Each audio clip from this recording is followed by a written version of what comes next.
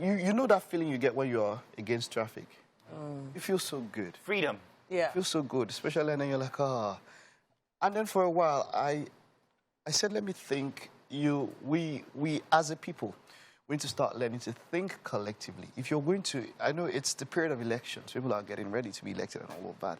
And you see some things people do. But then it's all about you elect an official to make life better for the citizenry, right? And then I was coming from the island and Third Mainland, the whole bridge, it's what, 55 kilometers long. And the whole bridge is at 620, 620, 625. The whole bridge, which is also a problem to the structure, is the cars are not moving. They're all stagnant. They're all stagnant there. And I see some people that are just coming and I'm like, oh, wow. You would spend a minimum of 2 hours before you get to the end of that bridge. And I think about it. Do you know how much productivity and man-hours cumulatively that is being lost there? I think of somebody who's going to work and spend that time. How would you feel? You've not started work, you're already tired. And then you now face it when you're going back. And then it came to my mind, but we have waterways. But just last week, we had 16 people or so pass on. So people don't even if they have the option, it's not a preferred option for them. We have to find a way. Something has to be done. Man-hours are being wasted on the road, and we have waterways that are free.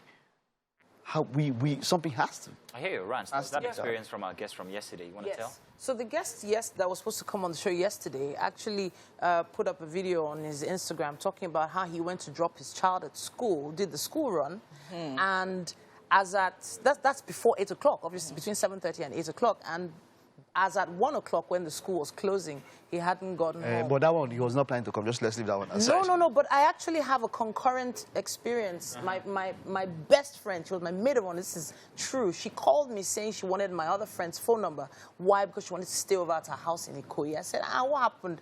You live in Ajah now. She was like, she spent 7 hours on the road. Wow.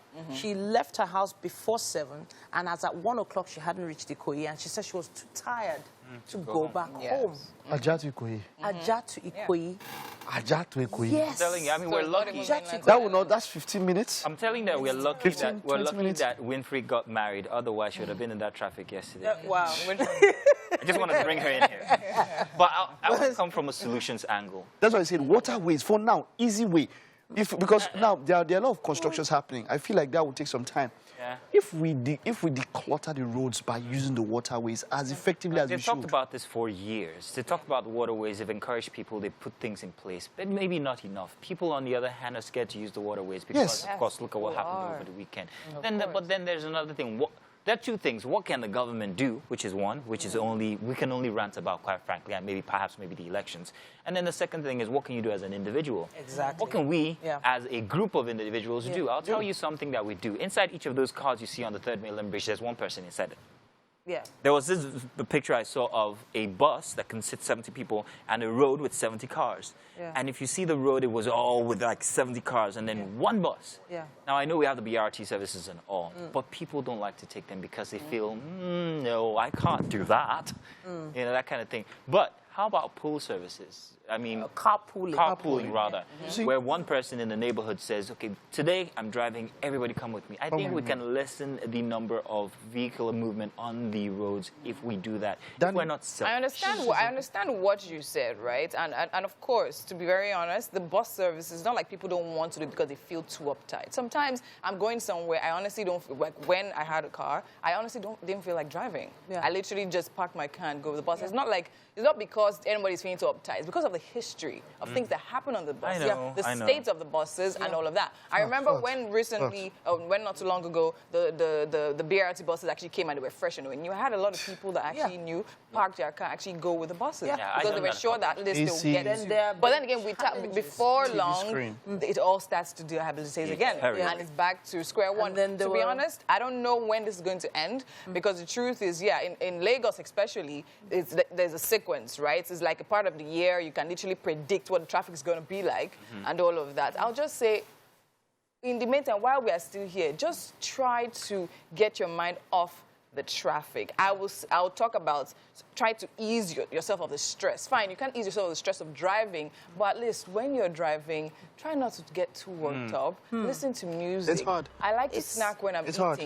I do anything to get my mind. Seriously, I listen to loud music and I'm screaming, literally singing, even singing to the people in traffic. Seriously, I'm literally interested to listen. Anybody people actually knows, laugh and all of that. Knows that. I don't know if there's anything I hate more than traffic. And that's the truth. I think that's the first stress. But then I would say this. You mentioned this. I mentioned waterways. One thing.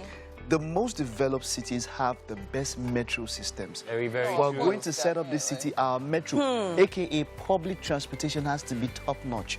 You would sort out issues with traffic if your metro system is working. We would love to hear your solutions on especially productivity. What can you do to make sure that those hours are not spent just on the road? What are you going to be doing? Use our hashtag WakeUpNigeria on TVC and let's hear what you think.